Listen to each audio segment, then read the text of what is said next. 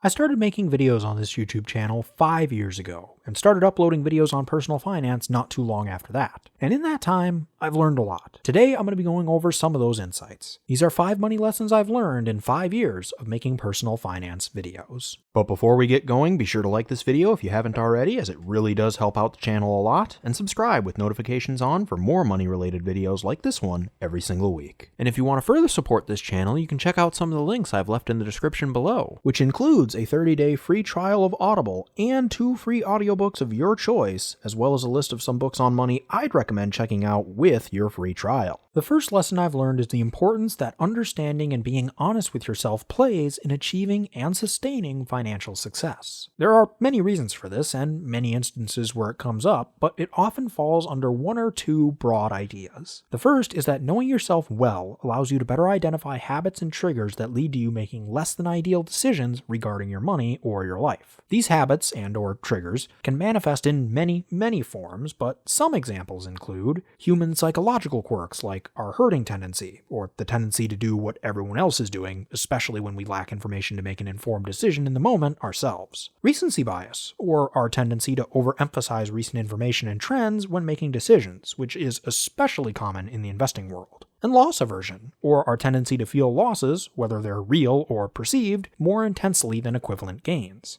And then there's deep-seated and unhealthy patterns of behavior that we picked up from early on and carried with us into later life, such as underspending or money hoarding due to living through incredibly lean times growing up, which cause us to adopt a more scarcity-centric mindset. Or just workaholism, perhaps due to examples set for us by our parents growing up, or expectations set by others, or potentially some issues we haven't managed to tackle within ourselves or our home life. Bottom line, none of us are perfect. We all have some aspects of our financial lives that we'd like to be able to re-examine and stop ourselves from doing in the future, or just improve upon going forward. And obviously, once we've identified those habits or triggers that we want to change about ourselves, it becomes much easier to come up with a solid plan on how to improve them, avoid them, or at least minimize the potential damage that they could cause us down the line. So it's very important to get to know ourselves, and our significant others, if applicable, better, and to be honest with our findings when making financial decisions, or just choices in general, as beyond the finances, doing these things can lead to having a higher quality of life. Though as you can imagine, some of the hurdles we may encounter on this road to getting to know ourselves better can be pretty darn daunting, or just involve dealing with some of our personal blind spots, since we all have those too. So it's important to remember that we don't have to go it alone. It's okay to reach out for help, or just the viewpoints of others. Either way, it can bring us some valuable insights and support us as we look to achieve our goals. The second idea under this umbrella is that knowing and being honest with yourself about what you're trying to accomplish financially, and crucially why you're trying to do it, can allow you to better formulate plans on how to get from where you are today to where you want to be tomorrow, as well as help you to get more motivated during tough times. Because no matter how bulletproof our plans may be, we all experience tough times financially at one point or another. So having a well-defined financial why is helpful in getting ourselves to stay the course in those tough times, or make the short-term sacrifices we may need to in order to benefit in the long run. Finding our financial what, for lack of a better term, can also help to make the world of personal finance seem a lot less overwhelming. Just as a quick example, one question that almost everyone faces at one point or another on their financial journey is how to invest their money. And there are 1,000,001 different ways to go about doing that. Not to mention just as many articles, podcasts, and videos discussing why such and such investment strategy is the best one. And depending on your situation, personal risk tolerance, and goals, any number of those investments or strategies can be a viable option. But because of that, it can all get a little bit confusing and overwhelming, especially when you're new to the world of finance. But if you have your goal figured out, you can quickly narrow down your list of possible investments or strategies to a much more manageable amount. For instance, if you wanted to buy a $400,000 home with at least 20% down in the next 5 years, and you had a strong enough income to put $1,000 a month aside for your down payment fund, you could pretty reasonably assume that stuffing that money into a savings account probably wouldn't give you a very good chance of success, unless you already had some savings put aside to start with, because the interest you'd earn on that savings wouldn't be enough to bridge the gap between the $60,000 you'd be saving out of pocket and the $80,000 you'd need to meet your down payment goal. Bonds would have a similar problem, as they only rarely deliver the type of returns you'd need in this particular situation, which, for the record, would be about 10% per year on average. Something like a stock market index fund or other investments with a traditionally higher return than a savings account or government bond could be what you're looking for in this situation, as unconventional as it sounds for someone trying to save for a down payment on a home. It may not guarantee success, but at least based on today's interest rates and the assumptions we laid out, it should at least increase the likelihood of you accumulating that $80,000 down payment you need within your 5-year window of time. What you're basically doing in this scenario is trying to determine which investment, or combination of investments, would give you the highest likelihood of reaching your goal within the time frame you set, based on the assumptions you're using. This different way of viewing investment risk is often known as shortfall risk, or the risk that you would fall short of reaching your goals, hence the name. And in my opinion, it's better than the traditional way of viewing investment risk, which is just to look at how much variance there is in an investment's historical returns, which is usually measured by its standard deviation. Because shortfall risk at least allows you to tailor risk to your specific situation and make your decisions accordingly. That's just one way that having a well-defined financial what can help you formulate a solid financial plan. As you can imagine, it can help in areas beyond investing as well. A second lesson that I've learned is the importance of experimentation and reality testing our assumptions. As I said a minute ago, we're all different, and we all have blind spots. The last thing we want to do is put ourselves in a position where we work so hard for so long in order to achieve something, only to realize that the thing we thought we wanted isn't actually what we wanted. Whether that be a new home or car, a new career, or the lack of one, or some dream vacation. Granted, these realizations are rarely, if ever, financially backbreaking on their own, but they can be very discouraging and set our progress back all the same. So especially when it comes to those larger wants, I found that giving myself a small taste is a good way to get a feel for whether or not I'd actually want to continue pursuing the goal. An example of this would be camping at a nearby state park, or even just in your backyard for a few days before deciding to go on that cross-country camping trip. Sure, it won't be exactly the same, but you'll at least get a general idea of what the experience might be like beyond the expected highlights of seeing the wildlife and scaling mountains. And you'd do it without breaking the bank. Perhaps you'll find that you're more of a homebody than you had originally thought, and as a result, long-term cross-country trekking may not be as enjoyable for you. Or maybe not.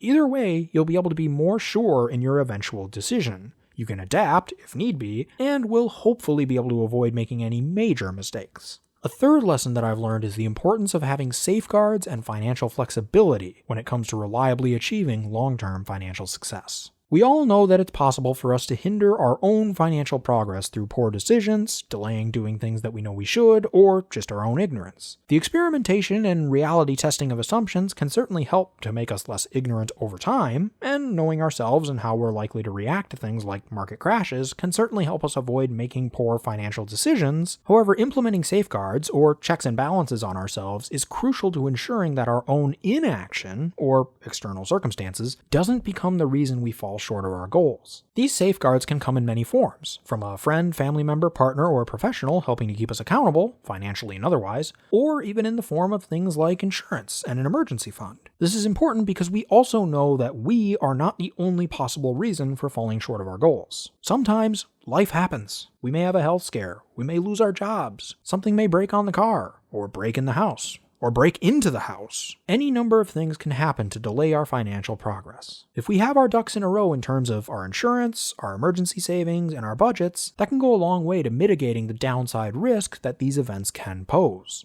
However, if we don't have these things in place, these events can do much worse than just delay our financial progress. In some cases, they can outright destroy it. So it's important that we take the time to protect ourselves from undesirable external circumstances. We may not be able to prevent them from happening, but we can at least minimize the long-term damage they cause if they come to pass. Financial flexibility, or the ability to lower your spending at a moment's notice, adds another layer of protection to these undesirable external events. If you lose your job, but you're able to temporarily cut your spending in half while trying to find another one, you're going to be much better off than if you weren't able to adjust your spending in the first place. Think of it like financial armor. Safeguards and financial flexibility don't make you invulnerable to the effects of financial shocks or your own choices, but at the same time, a lot more has to go wrong before you experience anything truly catastrophic. In some cases, having this armor in place can make you more willing to engage in activities that may have seemed too risky before. such as investing in the stock market or starting a business. The nice thing about financial flexibility in particular is it also allows you to take advantage of the good times by allowing you to shift a greater portion of your income towards areas of your life that you want to focus on,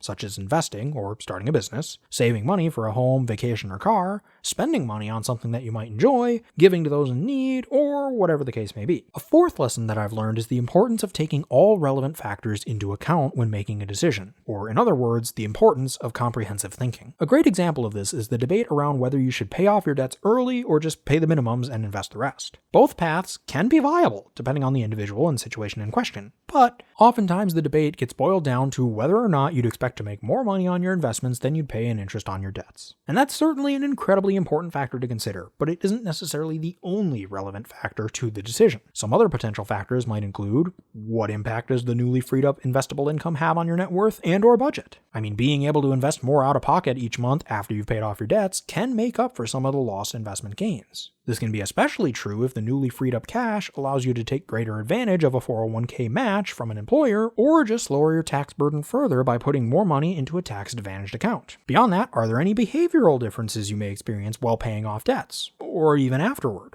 An example would be becoming more frugal or financially efficient due to the things that you learned in the debt payoff journey. And how do your financial risks change based off of this decision? Paying off debts and learning how to tighten your spending sustainably tends to make you more financially flexible due to lowering your fixed and variable costs. So you may be able to mitigate the damage of undesirable events like job losses better than someone who invested and paid the minimums. This is especially true if the investor's money isn't readily accessible due to the type of account it's in, as some accounts do have penalties for early withdrawals, or the type of investment it's in. Real estate, for example, is notoriously difficult and costly to sell quickly. Next, are there any other non-financial benefits to one path over the other, such as less stress or a greater willingness for financial spontaneity due to becoming debt-free? And of course, how long would it take you to pay off your debts if you were trying to get out of debt as quickly as possible? Be sure to think about all of the options you have at your disposal for getting out of debt quickly. Where could you temporarily cut costs? What could you sell to generate some quick cash? How could you temporarily boost your income? And so on. This last one is important because, as we know, investment returns vary over time. The stock market produced incredibly strong returns for much of the 1990s, but not so much in most of the 2000s. 2020, on the whole, was a pretty great year for the markets, but you wouldn't have thought so in March.